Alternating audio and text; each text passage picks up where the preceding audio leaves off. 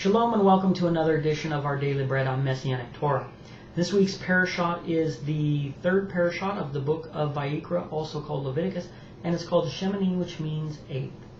And this week's message, this year's message actually, for parashat Shemini is called Should It Be Accepted? And for 2014-15. And what I've done is, instead of doing one long video, I'm now breaking it down into individual video parts. And so there's 4 parts to this video, to this message, 4 videos to this message, I should say. And the first one's called Offerings for Glory. Then the second one is Nadav and Avihu. The third one we just finished was Kosher Eating. And this one is called Uzzah and Dawid in the Presence. And you'll see the links below if you missed the first ones, or if you just saw this because someone shared it. Then you can click the links and see all the other ones.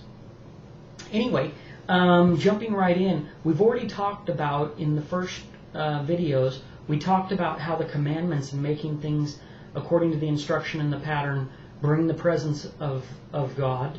Then we talked about Nadav and Avihu and what happens when you add to the commandments, or you're not keeping the commandments after you're in the presence of God. And then in the last one we talked about kosher eating and how that relates to us as individuals in our temple and what we allow in there and what will allow the presence of God, you know, the ramifications of what we do and how that affects the presence of God dwelling among us. And now we get to the fourth part, which is Uzzah and Dawid in the presence. And there's a couple things interesting because we dig into the half Torah here, and we get the story of Dawid and the ark, moving the ark, and then of course Uzzah who reached out to touch the ark and died because he wasn't supposed to touch the ark. And then we get a second part of the story in the half Torah where King Dawid is dancing, and you get this this situation where he's dancing around and you know, people are being critical of him, you know, about dancing before YHWH. And what we see is, you know, at the very end is how he's going to build the house of God. So it kind of brings it full circle. And you know, one of the things in all this that we see is that you're actually going to see the same kind of message and the same pattern 2 or 3 times in this half Torah, which is interesting, and how it ties back to everything. So we can start with Uzzah. So Uzzah reaches out and touches the ark. Well, there's a couple things I would say. First of all, there was only certain people who could touch the ark. Okay? And actually the ark was to be covered, and people weren't even really allowed to see it. It was to be covered by certain people, and then other people, other tribes of priests could come in and actually move it. And on top of that, it was supposed to be only moved and carried with the staffs. So here it's on a cart, and that's a violation, in my opinion, of the commandment to bear it on the staffs. So that's probably, in my opinion, where this whole problem started.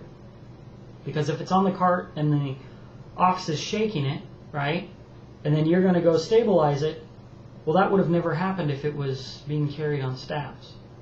So this whole thing starts from a point of disobedience and just gets worse. It's doing things that weren't commanded, right? So we go back to the story of Nadav and Avihu, who offer a strange fire that was commanded not, it says. So here we get a similar thing. It wasn't commanded to put it on a cart. And so the result of that ends up being Uzzah's death. And so now Dawid gets afraid, right? The fear of, you know, this whole situation.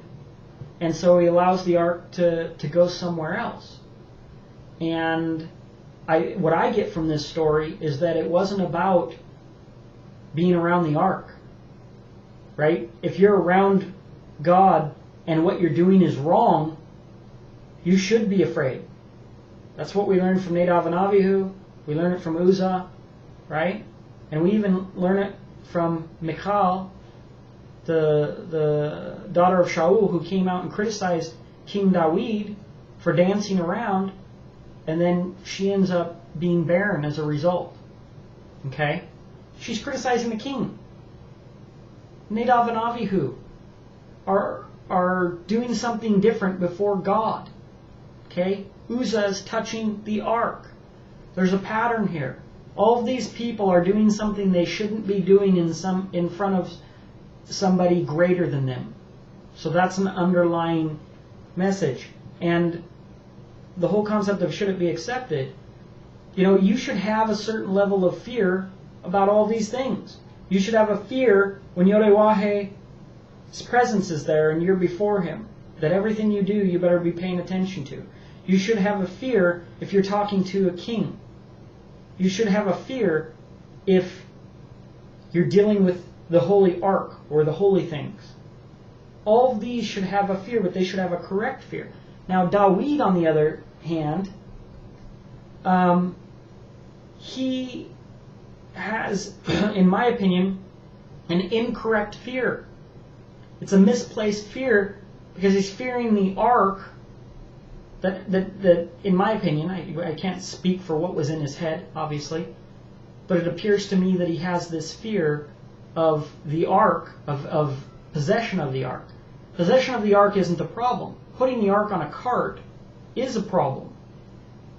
And so here it seems like he kind of stands off and then doesn't have that blessing of the presence of the ark, which then goes to the place where he leaves it. And then he realizes, I want that blessing, and comes back. And I don't know, it seemed like, it's not verified, but it seems like it does mention that when they took so many steps that they, I'm trying to think of what verse it was. Where was it? I thought it said that they took... Yeah, it was before this.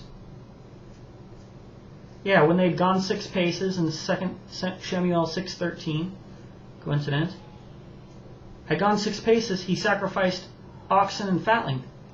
When it says they that bore the ark had gone 6 paces. So to me, I think I would guess that maybe they stopped putting it on the cart.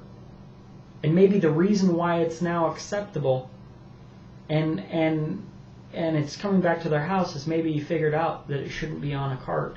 Maybe they're now carrying it by the staves because that's what I get from that. I don't know. It could have been a cart that they were pulling as well, 6 paces, but I tend to think that maybe they started off on the cart. We get these little details and we have to pay attention. And you have to know the Torah. Because if you know the Torah, you'd know it's supposed to be carried, not put on a cart. And so maybe that was part of the problem. And so when we see this, even going back, it says, the anger of YHWH was kindled against Uzzah, and Elohim smote him there for his error. And there he died. Right?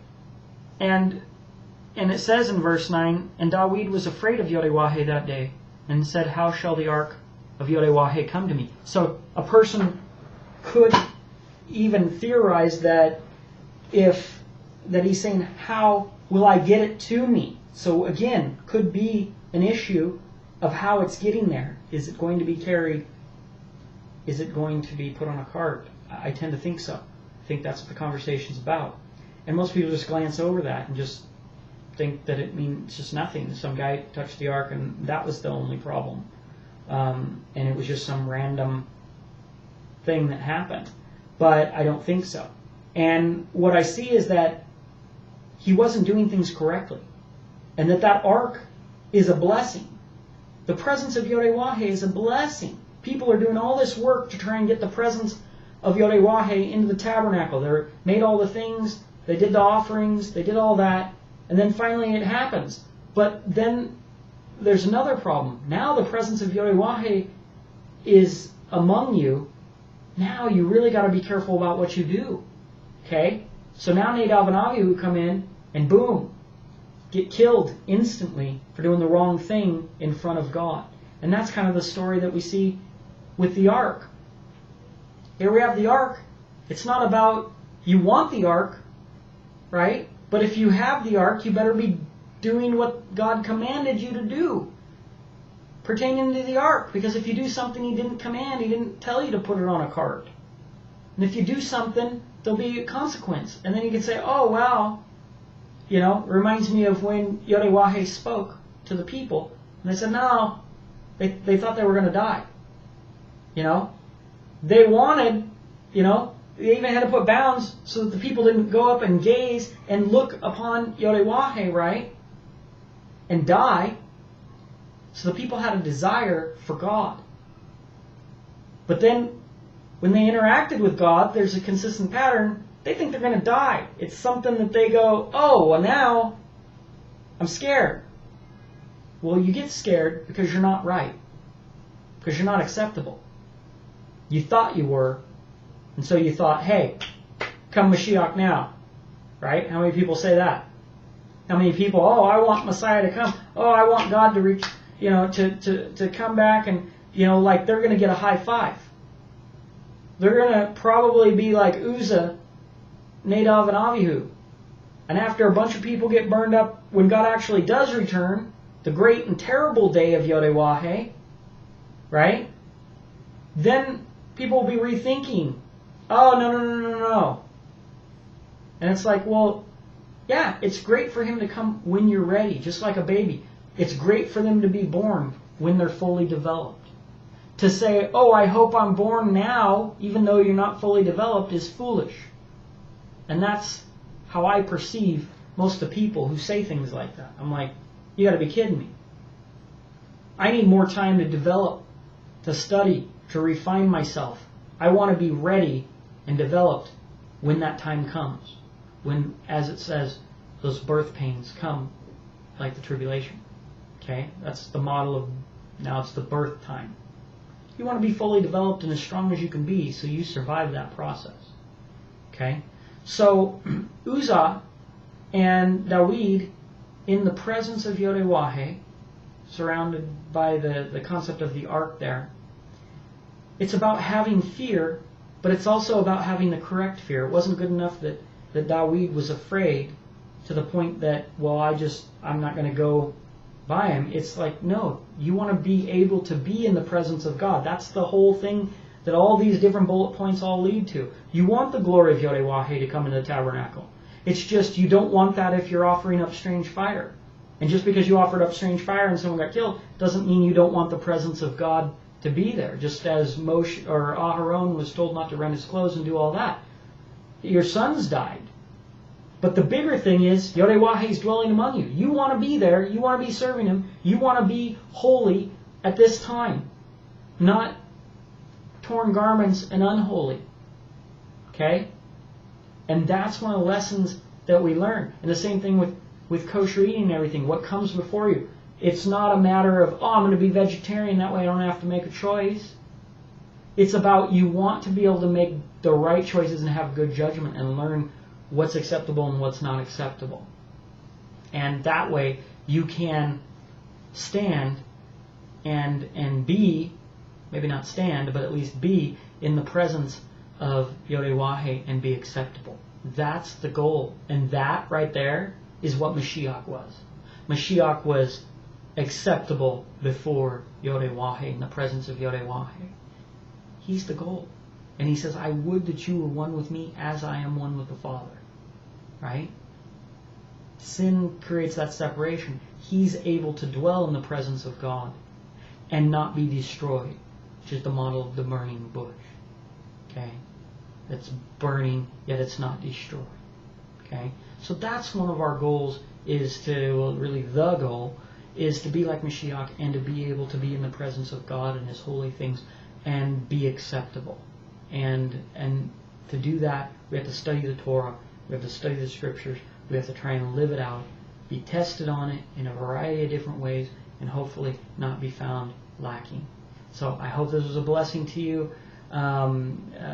It's about us realizing that the Torah is our judgment on all things that we say, should it be acceptable? Well, I don't know. If you don't know the Torah, you won't know if something's acceptable or not for yourself. And when you make yourself clean and correct and in alignment with the commandments of God, then you become that habitation, that dwelling place for the glory of YHWH to dwell.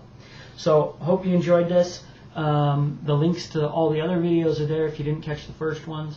If you want to dig deeper, there's all that. Feel free to reach out to me. I always love to chat about things. Also, subscribe and leave your comments below. Until next time, I'm going to say Shalom.